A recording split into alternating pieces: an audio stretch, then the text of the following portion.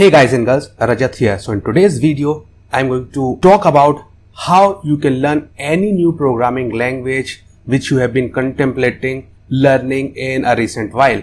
So this laundry list of suggestions is based upon my years of experience of learning new programming languages. So I have traveled through the same path again and again when I was trying to learn Python or when I was trying to learn Java. So based on all of my years of experience, I have distilled down to these suggestions, and I think that for any new programmer, this list can actually help him out in deciding like what she needs to prioritize when it comes to learning any new programming language for the very first time. Okay, so let's start with the very first item on our list, and that is learn about the history and the typical usage of that programming language. Learn a little bit about why that programming language was created and how the current industry is using that programming language and what kind of problems are being solved by employing this programming language, because this will give you a clear insight about what sort of programs you can build with this language. Next up is the installation part. So whatever operating system you are using, you need to be aware of how to install that programming language on your operating system of choice. The next topic will be you should be aware of how to print the output of your program onto the console, and this is the bare minimum of what every single programmer who claims to know a programming language should be aware of. Okay, next up is you should be aware of how to take user input from console, which means that in case you need to feed your program some data, which one has to do in case of competitive programming, you need to be aware of how you can take user input in whatever form from the console. Okay, the next item is to know how to perform mathematical calculations using your new programming language. So you need to be aware of how to apply floor functions. You need to be aware of whether there is a mathematical library in your language's standard library which you can use, and are there any helper functions that you can use to calculate square roots and all. So you need to be aware of how to go about performing basic maths in your programming language. Next up is string manipulation. Now this is yet another important topic which every programmer should know about his or her new programming language. How to manipulate a string, how strings are implemented under the hood, and what sort of character encoding does your programming language use to represent those strings in the memory, and how can you format your strings as per the user requirements. So you can do all sorts of transformations and string manipulations when it comes to transforming any sort of string into any sort of desired output. Next topic is you should be aware of how to read from files, which means that at the end of the day you are going to contain your data in some external file, and you will use that file as a data input for your program. So you need to be aware of how to read data which is stored in file, because not all data is going to be provided from the console always, as we are used to do when we are learning something new. So you really need to understand how you can read JSON data or any sort of data for that matter from an external file. Next up is to know the core data types that are available in your new programming language, which means that you should be aware of whether there is an integer data type, if there is a string data type, or a string is represented as a collection of character data types and things like that. So you really need to be aware of what all data types are treated as the primitive data types and what data types are the collection of other data types. The other topic which you need to understand is the collection part, which means that from time to time you are required to handle large amounts of data, arrays of data. So how can you handle that using things like collection, and are there any sort of collections available in your language or not? So you need to learn about collections if those collections are the core part of your programming language, and most of the modern programming languages out there do have collections as the essential parts of their standard library offering. Okay, so you need to be aware of collections.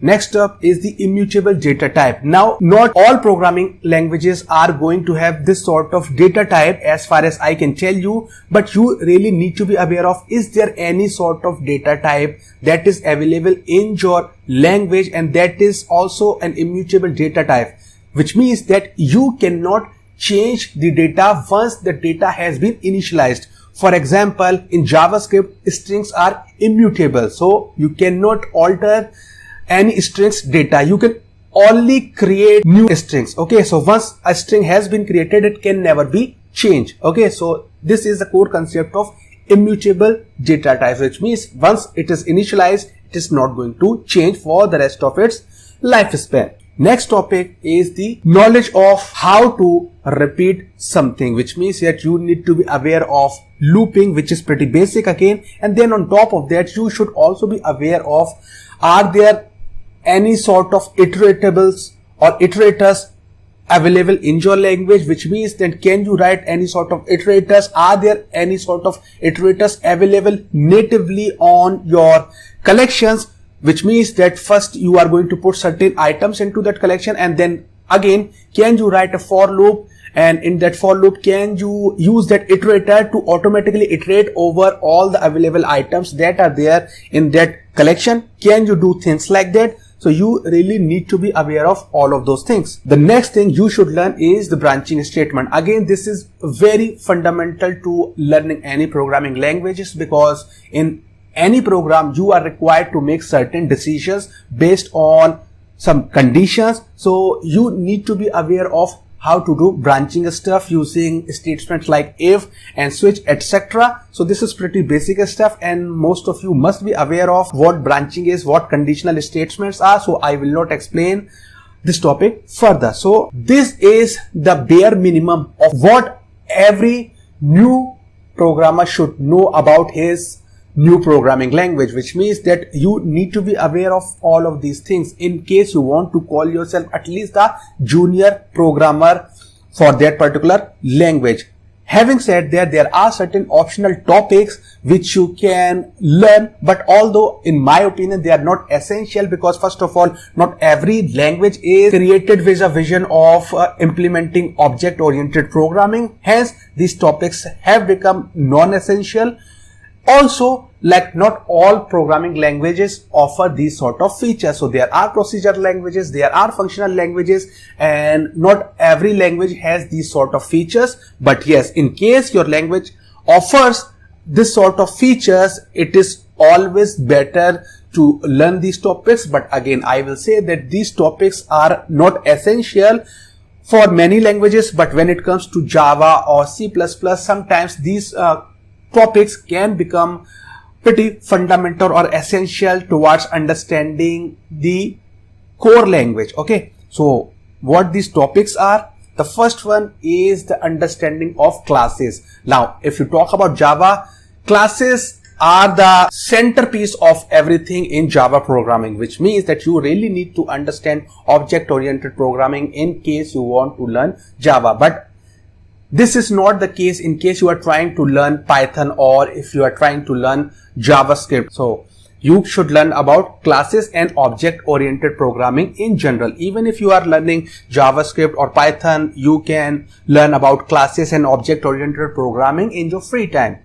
Then again, there is a concept of generics, which means that you can write abstract programs and you can define a data type, and that data type can morph during the runtime. So you can define a extractor class and then you can define a template data type that extractor class takes a collection of elements, and those elements can be either of string or integers. So using generics, you can do that sort of programming. So you do not have to write two programs, one takes integers and one takes a string. You can write a single program and then you can specify that template, and in that template you can specify that it can take either string or integers. So generics allow you to do that sort of programming. So it helps you in reducing the boilerplate code. Now, generics are not the part of every major programming languages out there, but yes, in many programming languages, generics are supported. So in case your programming language does support generics, it's always better to at least know a little bit about what generics are and what can be done using generics. Having said that, we have reached to the conclusion of this laundry list of items which you need to learn as a programmer who is trying to learn any programming language for the very first time. Okay, so if you have any doubts regarding this subject, or you think there are some essential topics I have missed from the list, please make sure to comment on this video. Also, in case you like this video, give this video a thumbs up, and in case you are new here, please subscribe to this channel, because we talk about software development, competitive programming and everything related to that on this channel on weekly basis. So subscribing can really help you out, and it will also help the channel in boosting its footprint. Okay, so this is your guy Rajesh Saxena signing off. Take care, bye bye, and I'll see you around.